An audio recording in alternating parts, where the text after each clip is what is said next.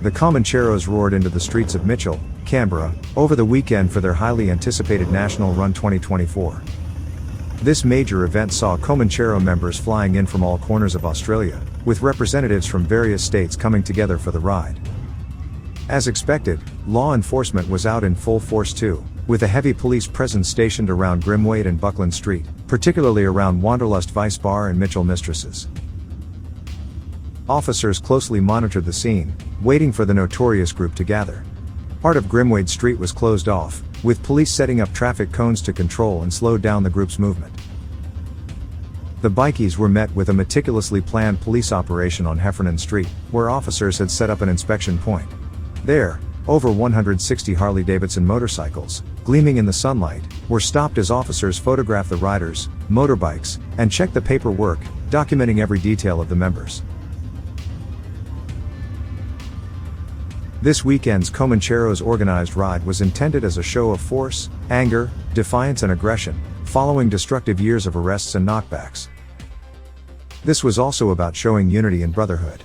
ACT police ramped up resources, deploying tactical units to keep a tight grip on the bikies swarming into the territory over the weekend. With eyes locked on their every move, officers were prepared to act swiftly at the slightest hint of trouble. For weeks, police across state lines had been bracing for the mass gathering, laying down strict ground rules on how the outlaw bikie members would ride in their club colors and meet up. Around 60 officers, representing every state and territory, and even border force, set up a one-way checkpoint in the backstreets, forcing every club member to pass through. At the checkpoint, police were thorough, conducting compliance and defect checks on the Harley-Davidsons, scrutinizing licenses, and running drug and breath tests. Some of the custom, high-end Harleys didn't make it to Canberra unscathed either. Several were defected en route or upon arrival, meaning while riders could still cruise temporarily, their prized motorcycles would need to be cleared by road authorities, or risk losing registration altogether. The message was clear: no one was above the law. According to reports, this meeting was believed to have been planned, in part, to commemorate the 40th anniversary of the infamous Milperra massacre, one of the bloodiest bikie clashes in Australian history, occurring on September 2, 1984, at the Viking Tavern car park in Milperra, New South Wales. It stemmed from a violent feud between two rival outlaw motorcycle clubs, the Comancheros and the Bandidos.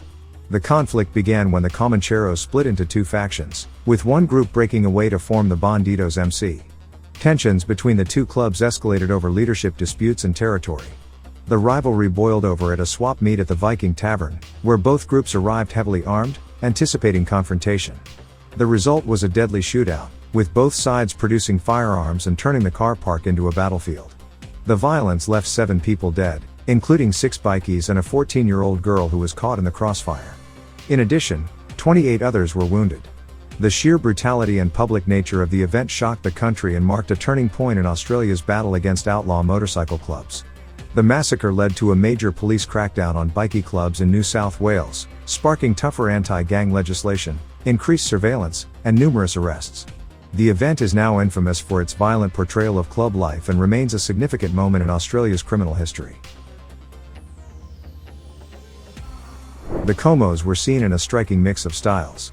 Many proudly donned their full club colors, with the iconic black and gold Falcon Comanchero patches prominently displayed on their traditional leather vests. Others opted for a more commemorative look, sporting limited edition white Comanchero hoodies, marking the anniversary of the run. But not all bikies chose to stand out. Some preferred to blend in, dressing more discreetly with high-end designer sunglasses and sleek leather shoes, adding a touch of modern flair to the otherwise rugged image of the outlaw bikie scene. The contrast in their appearances reflected both the rich tradition and the evolving style within the club's ranks. Law enforcement believes the Comanchero MC intentionally planned this meeting to assert their dominance in the area. The gathering was a clear display of the club's large numbers, emphasizing their determination to stand toe-to-toe with any other motorcycle club in Australia. It was a powerful show of force, strength, and unity.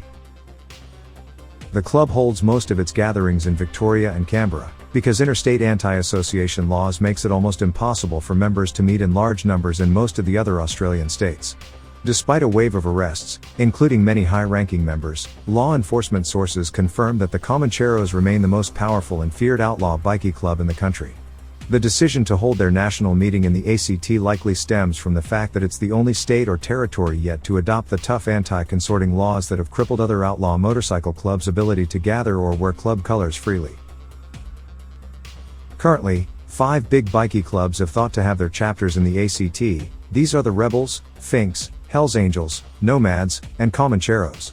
Among these, the Comancheros have rapidly built one of the strongest local chapters here, even after the brutal stabbing and murder of their leader, Pitasoni Ulavalu, inside a civic nightclub in July 2020. Earlier this year, the Rebels MC also held their national gathering at the Greyhound Racing Club in Samanston.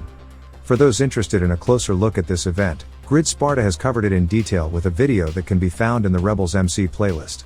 This video offers an inside perspective on the gathering, shedding light on the intricate dynamics of the Rebels' national run.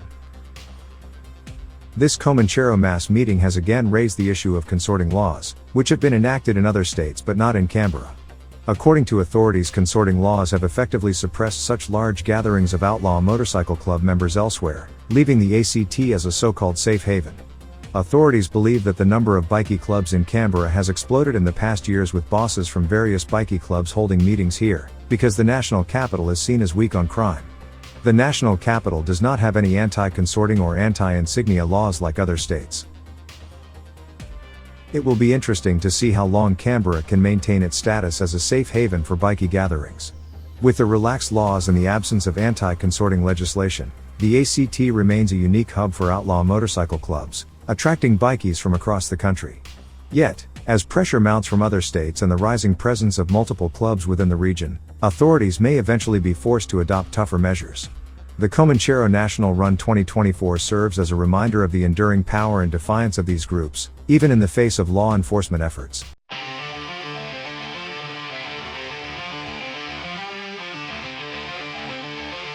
If you're looking for more thrilling and edgy bikie updates, don't hesitate, whack that subscribe button, spread and share the video, hit that like button, and drop your thoughts in the comments. And for the true grid Spartans out there, consider sending a super thanks or buy us a coffee to show some love. Your support keeps us going and the channel thriving, especially since most of our videos aren't monetized due to all the crime-related content. Stay tuned, stay curious, stay awesome, and take care. Wu-Tang. Comancheros taking up the fight. Under siege, can't you see?